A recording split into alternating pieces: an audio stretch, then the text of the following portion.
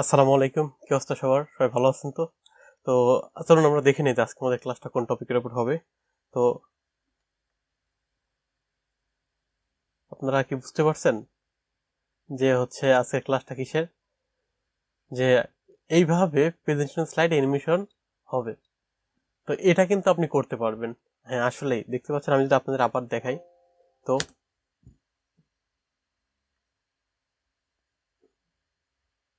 আসলে এটি কিন্তু অনেক মজার। যে আপনারা কিন্তু যে কোনো প্রেজেন্টেশন এটি করতে পারবেন, এটি ব্যবহার করতে পারবেন। তো এটি কিভাবে করবেন আমি আপনাদেরকে একটু দেখিয়ে দেই। তো আমি ব্যাকে চলে আসতেছি। তো আসার পরে আমি একটু নিউ স্লাইড নিয়ে নিচ্ছি।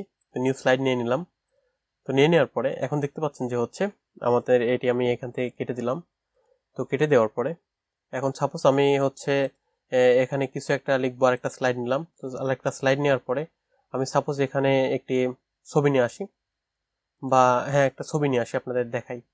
তো সাপোজ আমি ছবিটি নিয়ে আসলাম। এখান থেকে আমি ডেস্কটপ থেকে একটি ছবি নিয়ে আসবো। এই ছবিটি নিয়ে আসলাম। ছবিটি এখানে রাখলাম। রাখার পরে আমি এটা কেটে দিচ্ছি। এখন ছবিটাতে একটা অ্যানিমেশন সেট করে দিই যে কেমনভাবে আসবে। হ্যাঁ, এমনভাবে আসবে। আর এখন আমি যদি এটাতে আমাদের কিন্তু ওই আগের অ্যানিমেশনটা দেবো। তো ভিউয়ার্স, এখন ওই অ্যানিমেশনটা নিয়ে আসতে হলে আপনাকে যেটি করতে হবে, আপনাকে গুগলে যেতে হবে। তো গুগলে যাওয়ার পর আপনি লিখতে হবে যে curtains effect for power point. তো আপনি যদি এটি লিখে সার্চ করেন তো দেখতে পাচ্ছেন এখানে কিন্তু অনেকগুলো চলে আসছে। তো এখন আপনার যেটা ভালো লাগে সেটা কিন্তু আপনি এখান থেকে জাস্ট সিলেক্ট করে নেবেন। তো আমি সাপোজ যদি এইটা নেই, তো আমি এটা এখান থেকে সিলেক্ট করলাম। তো করার পরে এখন যদি আমি এইটা নিব, তো আমি যদি এখন আমি এখান থেকে ইমেজটা যদি আমি এখন ডাউনলোড করে নেই, তো আমি ইমেজটা এখান থেকে ডাউনলোড করে নিলাম। তো ইমেজটা ডাউনলোড করে নিলাম। ডাউনলোড করে নিয়ে আমি এখন সরাসরি এটা নিয়ে এখন প্রেজেন্টেশন স্লাইডে গিয়ে রাখলাম। রাখার পর এটা আমি এখন কার্সার ধরে এটা জাস্ট এখানে বসিয়ে দেব। দেখতে পাচ্ছি আমি এখানে বসিয়ে দিচ্ছি। বসিয়ে দিয়ে দিলাম আমাদের কাজ শেষ। এখন আমাদের আগের স্লাইডে যাব। স্লাইডে যাওয়ার পর এখানে ট্রানজিশনের এখানে আপনার এখান থেকে যে আমাদের এই পপআপ থেকে আমাদের এই কার্টেন্সটা করে দেব। তো কার্টেন্সটা করে ঠিক আমাদের কিন্তু এমনটা দেখাবে, দেখতে পাচ্ছেন।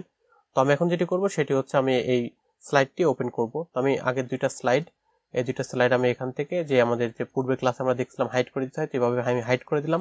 করে দেওয়ার পর এখান থেকে আমি যদি F5 প্রেস করি তো এখানে আমাদের কিন্তু এটি চলে আসছে স্ক্রিনে।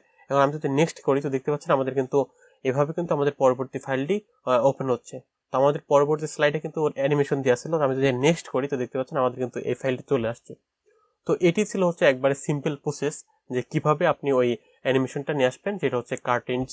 তো এটা অ্যানিমেশনটা আপনি এভাবে কিন্তু আপনার প্রেজেন্টেশন দিতে পারবেন। তো এটা কিন্তু অনেক সুন্দর লাগবে দিলে, এবং একটা মানে আকর্ষণীয় আপনার একটা প্রেজেন্টেশন, একটা ফর্মাল একটা ভাব থাকবে। তো এই ছিল আজকের ভিডিও, যে আমি কিভাবে দেখালাম যে কিভাবে আপনি এটি করতে পারবেন। তো ভিডিওটি কেমন লেগেছে অবশ্যই কমেন্ট বক্সে কমেন্ট করে জানাবেন।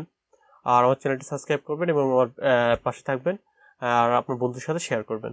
তো সবাই ভালো থাকবেন, সুস্থ থাকবেন সেই প্রত্যাশায় আজকের মতো বিদায় নিচ্ছি। আল্লাহ হাফিজ।